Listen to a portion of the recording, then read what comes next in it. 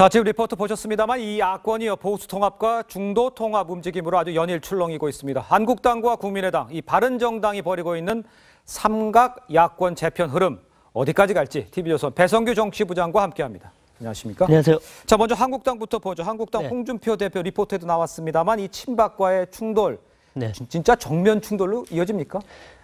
홍 대표가 얘기했죠.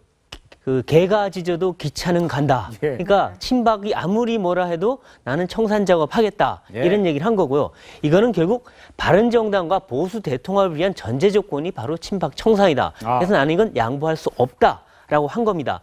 그런데 다만 여기서 내가 쳐내는 건 박 전 대통령하고 서청원, 최경환 그 세 명만 딱 칠 테니 나머지 친박들은 좀 가만히 있어달라. 그럼 내가 봐주겠다. 이런 메시지를 던지고 있는 겁니다. 예. 근데 친박 입장은 좀 다르죠. 예. 친박은 홍준표 대표 못 믿겠다 이거죠. 그래서 아마 오늘은 최경환 의원이 먼저 나섰습니다만 예. 아마 이러면 내일 서청원 의원도 나서서 반발하지 않을까 싶고요. 네. 그리고 친박 의원들도 지금 잇따라 반발을 하고 있습니다. 예. 그러니까 이렇게 되면은 아마 다음 주쯤에 친박들이 또 한번 모이지 않을까. 어허. 모여서 새 과시를 다시 한번 한다 이런 얘기가 나오고 있습니다. 네. 네, 그리고 말씀하신 대로 홍 대표가 이제 서청원, 최경환 의원에게 탈당 권유 징계까지 내렸는데 정말로 출당시키는 의총까지 가게 될까요? 어떻게 보시나요? 이 출당을 시키려면 이 두 의원 같은 경우는 박근혜 전 대통령하고 좀 다릅니다. 예. 박 전 대통령은 열흘만 지나면 자동 출당이 되지만 이 두 의원은 의총에서 제적 3분의 2의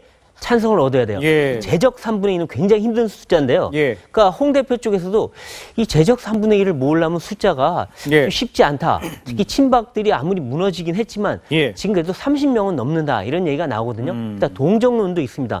그러니까 실제로 의총에 참석을 안 할 가능성이 높아요. 어허. 그래서 친박 쪽에서는 지금 아예 의총 보이콧을 해서 예. 아예 숫자 부족으로 부결시켜버리겠다. 예. 이런 얘기가 나옵니다. 그러니까 아마 홍 대표 쪽도 또 친박도 의총을 원치 않게 되는 희한한 상황이 될 텐데 예. 결국 정면 충돌보다는 아하. 말싸움, 기싸움으로 계속 서로 밀고 당기기를 하지 않겠느냐 이런 전망입니다. 자, 그러면 이번에 국민의당 상황을 보죠. 네. 안철수 대표와 호남 의원들의 갈등. 네.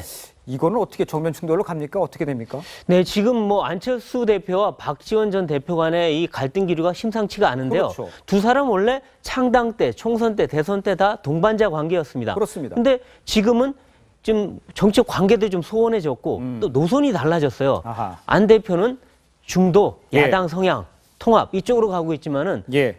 박 전 대표는 아무래도 여당과 협치, 네. 그다음에 안보, 진보 이쪽으로 가고 있기 때문에 두 사람이 뭔가 달라진 겁니다. 아. 이런 상황에서 어쨌든 안철수 대표 입장에서는 자기의 정치적 사활이 지금 바른정당과 통합에 걸려있기 때문에 네. 거기에 올인을 하려고 그러는데 박 전 대표는 통합되면 자기의 정치적 위상이 급전직하게 되죠. 그렇죠. 어떻게 보면 예. 낙동강 오리알 이렇게 될 예. 수도 있기 때문에 그래서 아마도 박 전 대표는 안 대표와 싸움을 벌이더라도 통합을 막는데 아마 주력을 하지 않을까 이런 생각이 듭니다. 예. 네, 그래서 이제 가장 주목받는 곳이 바른정당이잖아요. 네, 그렇죠. 맞아요. 그래서 이제 한국당과 보수 통합으로 갈 것인가 아니면 네. 국민의당과 중도 통합으로 갈 것인가 이게 궁금한데 이건 또 어떻게 보십니까? 예, 지금 가장 상황이 복잡한 당이 바른정당인데요. 예. 사실 예상하기가 쉽지는 않습니다만 왜냐하면 반반으로 지금 갈려있단 말이에요. 그렇죠. 근데 이 반반으로 갈려있는 상황에서도 이 전후 상황을 좀 보긴 해야 됩니다. 예. 지금 유승민 의원이 키포인트인데 유승민 의원은 보수 통합 분명한 반대고 근데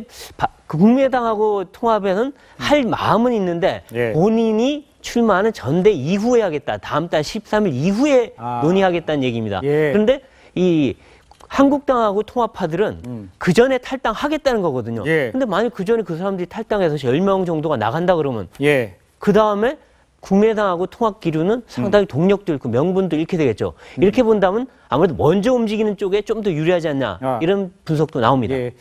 야권이 아주 이렇게 복잡하게 돌아가고 있는데 여권 내에서 진보 통합론도 나오고 있습니까? 상황은 어떻습니까? 그렇죠. 그거는? 이미 나오고 있습니다. 예. 왜냐하면 이게 보수 통합, 중도 통합 놔뒀다가 잘못하면 여당이 찌그러질 수 있다 이런 얘기가 나오는데요. 그렇죠. 예. 이 의석 구조 때문입니다. 의석 구조를 보면 지금 만약 보수 통합이 제대로 이루어지면은 한국당이 121석의 민주당을 제치고 1당이 될 가능성이 있어요. 이렇게 되면 국회 주도권을 가져가 버리는 거죠. 그렇죠. 국회의정도 내달라 이런 얘기 할 수 있고요. 그렇죠. 그다음에 거꾸로 중도 통합이 되면 잘못하면 60석가량의 캐스팅 보트 정당이 생기는 겁니다. 이렇게 되면 또 주도권이 그 당에 넘어갈 수 있는 거예요. 이렇게 예. 되면 여당은 양쪽에 껴서 어느 쪽도 못할 수 있다. 이런 예. 위기감 때문인데요.